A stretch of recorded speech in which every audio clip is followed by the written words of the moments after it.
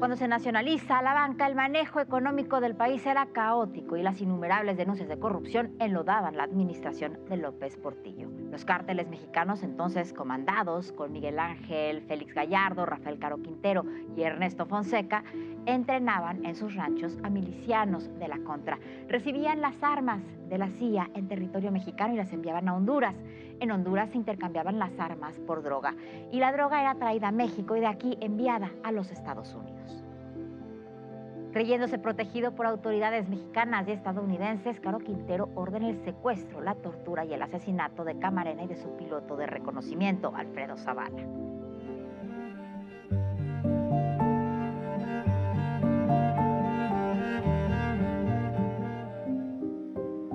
Era el 22 de noviembre de 1988. Ese día se reunieron por primera vez como presidentes electos de México y Estados Unidos, Carlos Salinas de Gortari y George Bush. Lo hicieron en Houston. Los dos países vivían una de las peores épocas en la relación bilateral.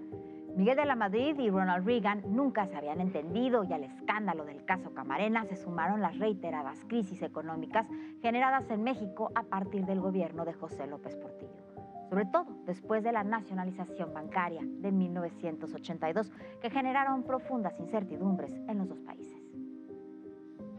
He expedido en consecuencia 2 decretos. Uno, que nacionaliza los bancos privados del país.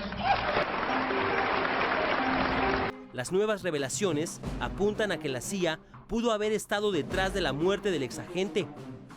El giro de la historia corre a cargo de Phil Jordan, exdirector del Centro de Inteligencia del Paso, Héctor Berreyes, exagente de la DEA, y Tosh Plumey, expiloto que trabajó para las agencias federales.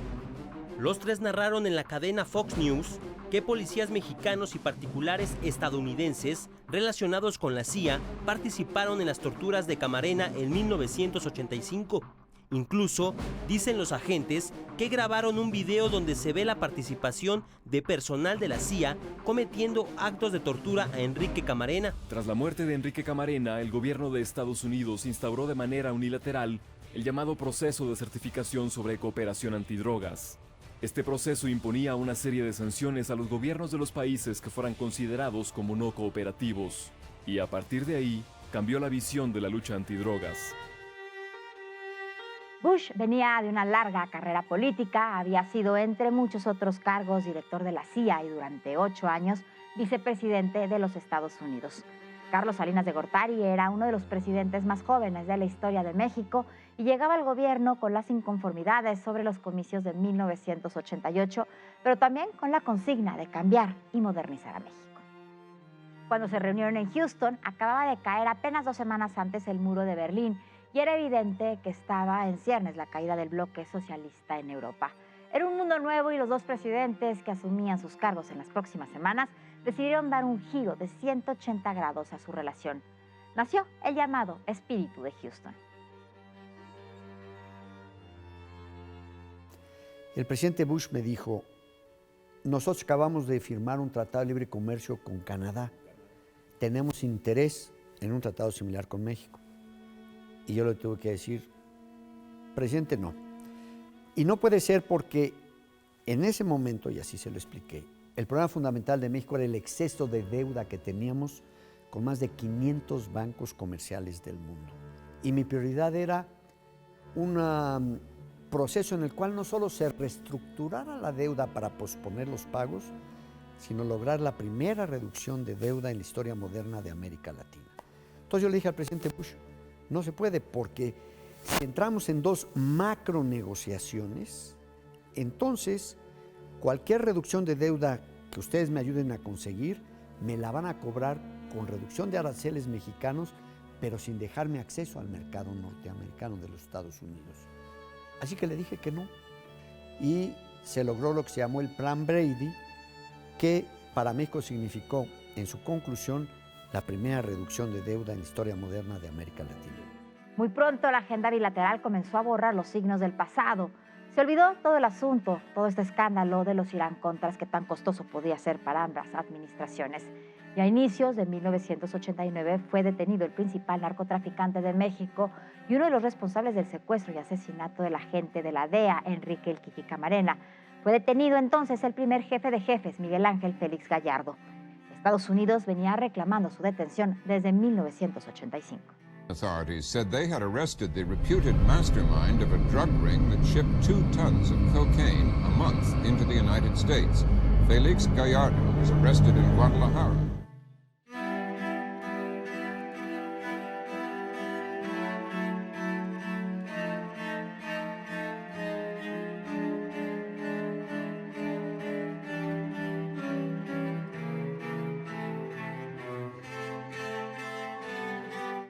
Inmediatamente después fue detenido el cuñado de Luis Echeverría, Rubén Zuno Arce, y más tarde el doctor Álvarez Machain, acusados uno de ser socio del cártel y el otro de haber asistido en la tortura de Enrique Camarena y su piloto Arturo Zavala.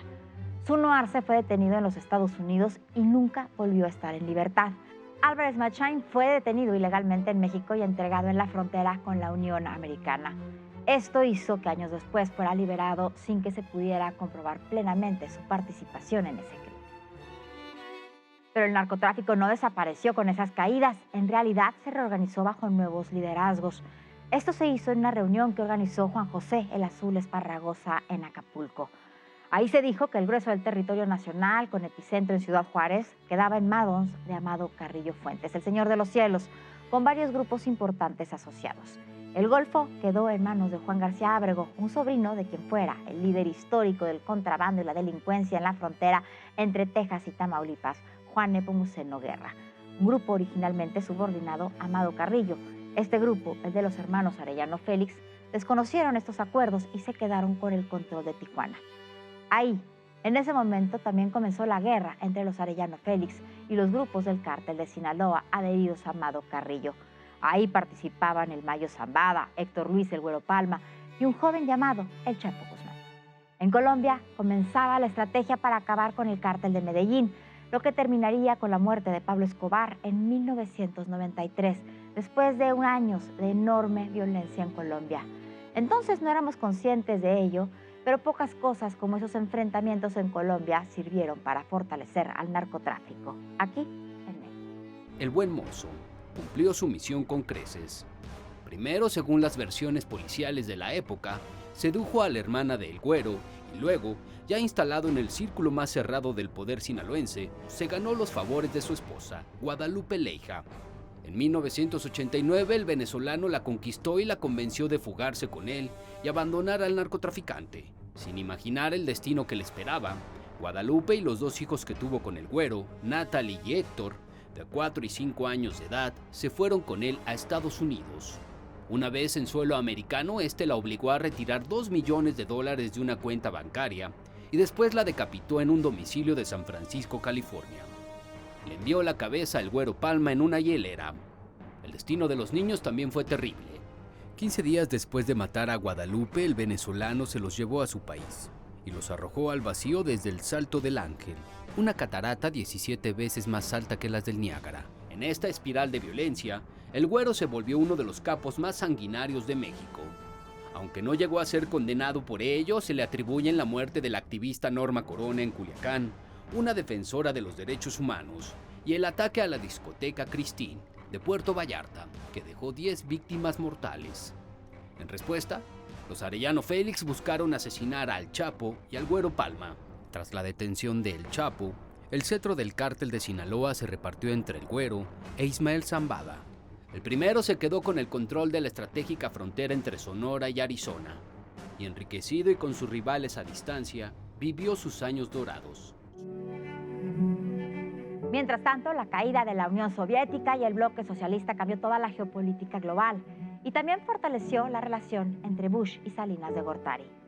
Este, después de una visita al Foro Económico Mundial de Davos, terminó convencido de aceptar una propuesta que ya se le había hecho en Houston, firmar un tratado de libre comercio al que se incorporaría también a Canadá.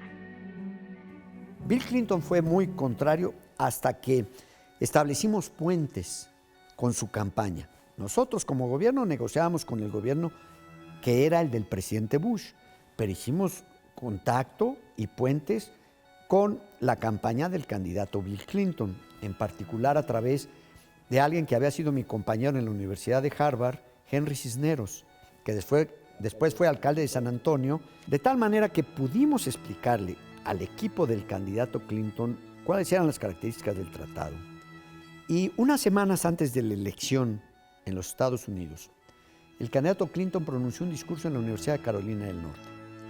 Y ahí dijo lo siguiente: en la campaña me he opuesto al Tratado de Libre Comercio de América del Norte, pero ya lo han firmado, ya lo han concluido aquí el presidente Bush y en México el presidente Salinas y el primer ministro Mulroney de Canadá.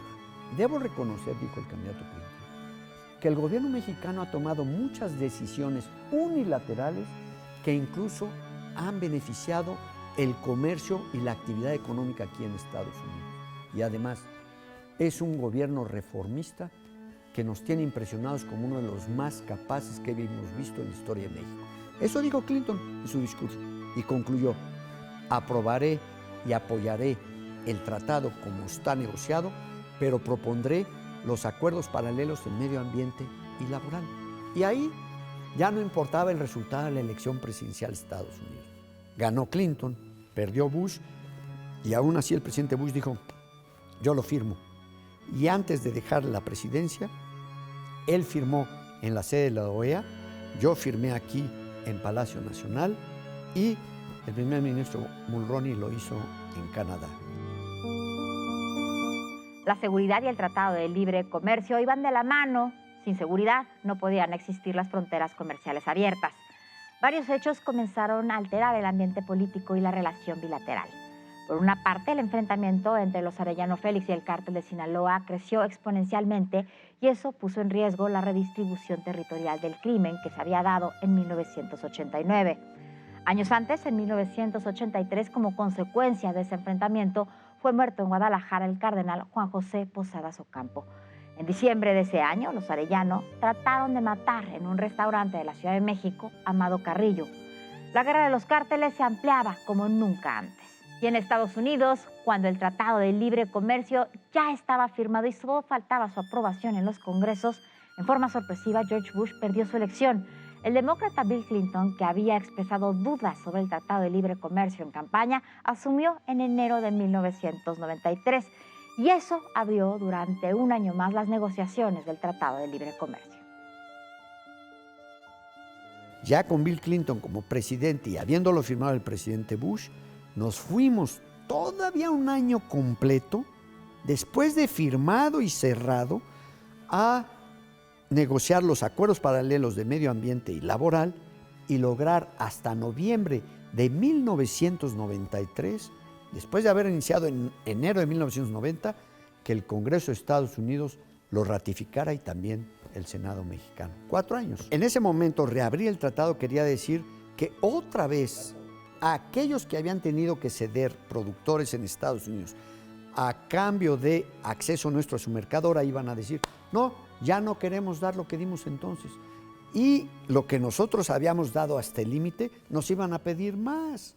Entonces iba a ser la nulidad de todo el proceso de negociación. Los acuerdos paralelos fueron precisamente el mecanismo inteligente, adecuado, que nos permitió precisamente que sin reabrir el tratado lo pudiéramos adecuar a lo que el presidente Clinton necesitaba para toda su clientela demócrata. Todo parecía en ese 1993 una carrera contra el reloj, porque se superponían la sucesión presidencial con la firma del tratado. Finalmente, en los primeros días de noviembre de 1993, se firmó el Tratado de Libre Comercio para que entrara en vigor el 1 de enero de 1994. Y el 28 de noviembre, Luis Donaldo Colosio fue destapado para la candidatura presidencial, con el rechazo por una parte de Manuel Camacho Solís y por otra la de los sectores más conservadores del PRI. Salinas de Gortari tenía índices de popularidad cercanas al 80% en los primeros días de diciembre de 1993. No lo sabríamos, pero todo estaba a punto de derrumbarse. Esta historia continuará.